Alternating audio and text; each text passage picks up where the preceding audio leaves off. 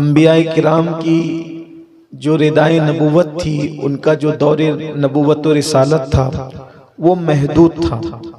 वो गए, उनके साथ उनका कानून भी चला गया। वो गए, उनके साथ उनकी किताबें भी चली गई। वो गए, उनके साथ उनके मौजज़ात भी चले गए।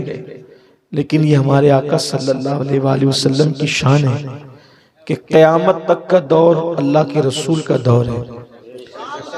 और अल्लाह के रसूल अलैहिस्सलाम ने ज़ाहिरी तौर पे तो पर्दा फरमाया है, लेकिन हुजूर अलैहिस्सलाम का मौजज़ा कुरान की शक्ल में अब तक हमारे दरमियान मौजूद है और इंशाअल्लाह ये क़यामत तक मौजूद रहेगा। सबसे बड़ा मसला ये है कि हमने कुरान को नहीं थामा।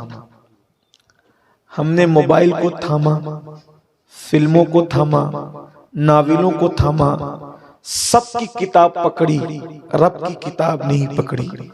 और रब की किताब में ये ताकत है, रब की किताब में ये कुव्वत है कि अरब के बोरिया नशीन जो बकरियां चराते थे, जब उन्होंने अल्लाह की किताब को पकड़ा और थामा और अपनी जिंदगी में शामिल किया, तो अपनी जिंदगी में कुरान को शामिल करने की बरकत उनको यूं नसीब हुई कि वो कैसर और किसरा के ताजदार बन गए।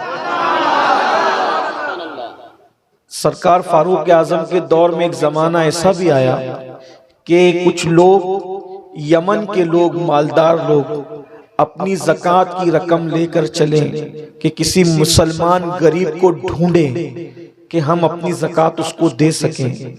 वो यमन से लेके मदीने मुनव्वरा तक आए, लेकिन उनको कोई गरीब मुसलमान नहीं मिला जो ज़कात का मुस्तहिक था कि वो उसको ज़कात दे सके। ये कुरान थामने की बरकत थी। कुरान थामने का मतलब क्या? पहली बात तो कुरान पढ़ो। पहला मरहला कुरान थामने का, कुरान पढ़ो।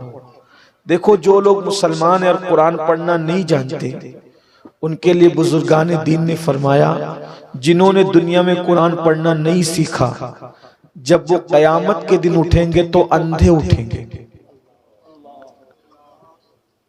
जो दुनिया में अंधा है वो कयामत में अंधा नहीं होगा, लेकिन जो दुनिया में कुरान नहीं पढ़ा हुआ है वो कयामत के दिन अंधा उठेगा। अब बताओ, जो अंधा उठेगा वो जन्नत में कैसे जाएगा? जो अंधा उठेगा वो अल्लाह का दीदार कैसे करेगा?